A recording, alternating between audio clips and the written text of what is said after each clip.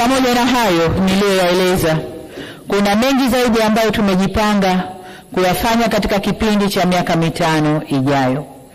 Ni dhima ya serikali kuendeleza ukuaji wa uchumi, na katika kipindi hiki tutaanza utekelezaji wa Dira ya Taifa ya Maendeleo ya mwaka 2025 mpaka 2050, tukilenga kujenga taifa jumuishi lenye ustawi, haki na linalojitegemea.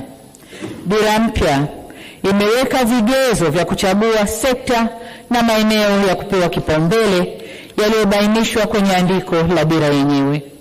Kati ya mikakati itakayofanywa kazi ni kuwekeza zaidi kwenye sekta zinazoajiri watu wengi, na miongoni mwa sekta hizo ni kilimo, utalii, viwanda, ujenzi na madini.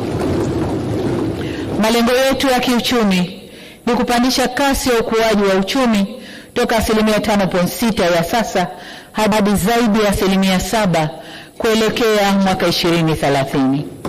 Ukuaji huu utaiwezesha serikali kuboresha huduma za kijamii na kujenga miundombinu wezeshi ya kiuchumi. Tutaimarisha masoko ya mitaji kwa kuhamasisha uwekezaji wa ndani na kutumia rasilimali zetu kama madini kudhamini mikopo ya uwekezaji badala ya kuweka mzigo mkubwa kwenye deni la taifa.